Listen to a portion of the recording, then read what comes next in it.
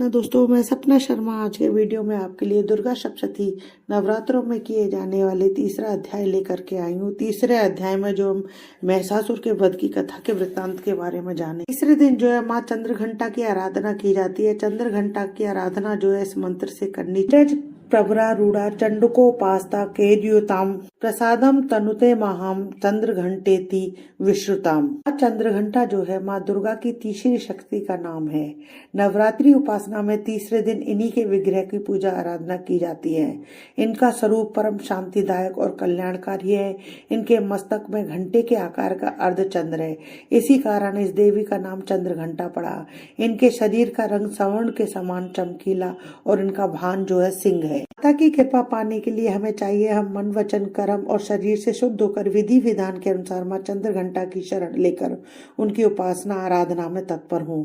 इनकी उपासना से हम समस्त सांसारिक कष्टों से छूटकर सहजी परम पद के अधिकारी बन जाते हैं। इस वीडियो में जो हम दुर्गा सप्तशती के तीसरे अध्याय का पाठ का श्रवण करेंगे, उसके पहले जो है हमने दूसरे अध्याय माना कि महिषासुर जो है सभी देवताओं पर अपना आधिपत्य स्थापित कर लेता है। इंद्र आदि सभी देवताओं को वह महिषासुर स्वर्ग से निष्कासित कर देता है। सभी देवता जो है ब्रह्मा जी के पास एकत्रित होकर के शिव जी और विष्णु जी के पास जाते हैं। सभी देवता विष्णु जी और शिव जी के पास पहुंचकर महिषासुर के सभी वृत्तांत को बताते हैं।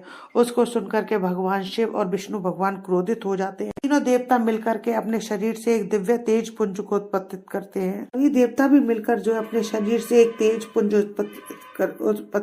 उत्पन्न करते हैं। सभी देवताओं के तेज का पुण्य मिलकर के माँ अंबिका का प्रादुर्भाव होता है। माता रानी जो है बहुत तेज सिंहनाद करती है, जिसको सुनकर के महिषासुर भी उठता है। फिर माता जो है उसके असुरों का संहार करती है। आगे का वृत्तांत जो है हम इस तीसरे अध्याय में जानेंगे। ऋषि कहते हैं कि दैत्यों की सेना को इस प्रकार तहस नहस होते देख महादैत्य सेनापति चिक्षुर क्रोध में भरकर अंबिका देवी से युद्ध करने के लिए आगे बढ़ा।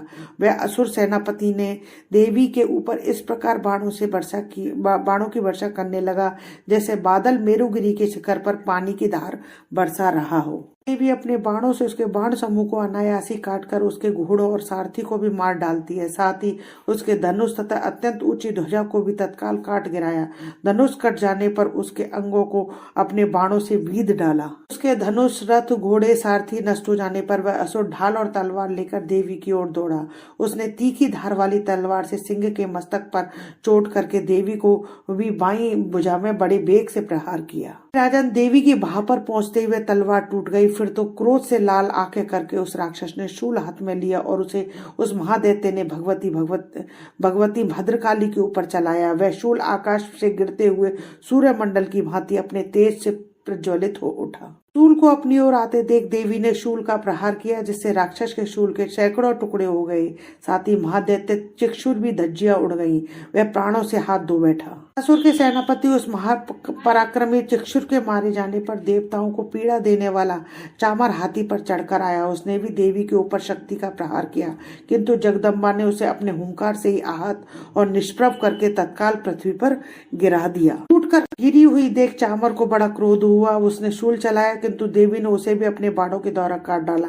इतने में देवी का सिंह उछलकर हाथी के मस्तक पर चढ़ बैठा और उस दैत्य के साथ खूब जोर लगाकर बाहु युद्ध करने लगा। वे दोनों लड़ते लड़ते हाथी से पृथ्वी पर आ गए और अत्यंत क्रोध में भरकर एक दूसरे पर बड़े भयंकर प्रहार करते हुए लड़ने लगे। उसके उपरांत सिंह बड़े वेग से आकाश की ओर उछला और उधर से गिरते समय उसने पंजों की मार से चामर का सिर धड़ से अलग कर दिया। इस प्रकार उदग्न भी शिला और वृक्ष के आदि की मार खाकर रणभूमि में देवी के हाथ से मारा गया तथा कराल भी दांतों, मुक्कों और थप्पड़ों की चोट से धराशायी हो गया।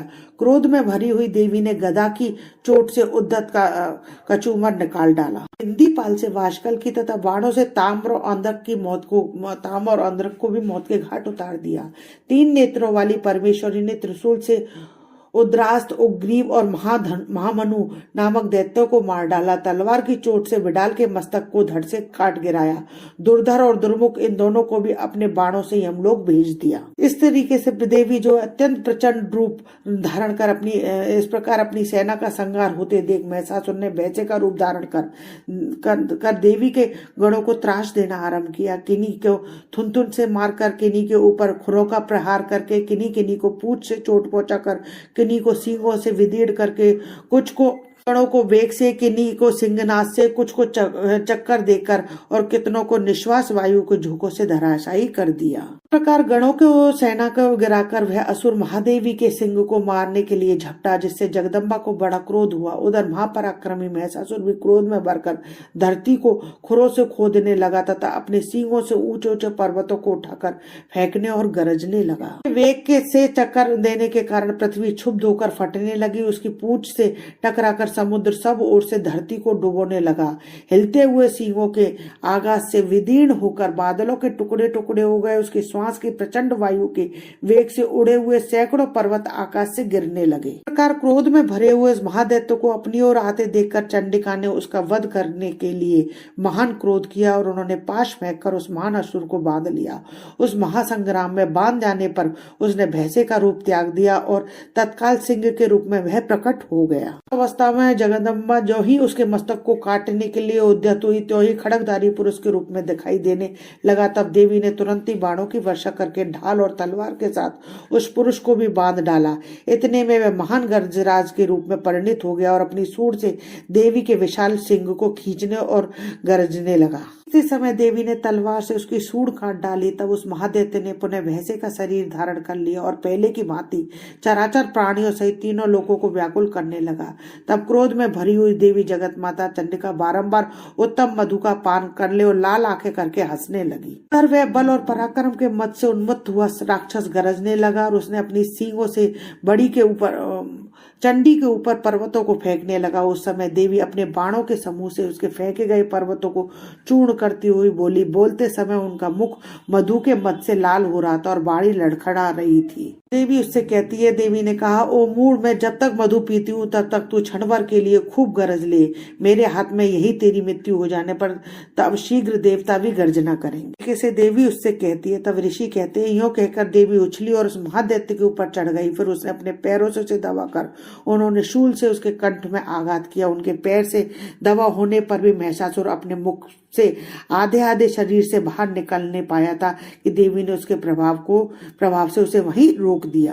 बाहर निकला होने पर भी वह महादैत्य देवी से युद्ध करने लगा। तब देवी ने बहुत बड़ी तलवार से उसका मस्तक काट गिराया। फिर तो हाहाकार करती हुई दैत्यों की सारी सेना भाग गई और संपूर्ण देवता अत्यंत प्रसन्न हो गए। देवताओं ने दिव्य महर्षियों के साथ दुर्गा देवी की स्तुति की।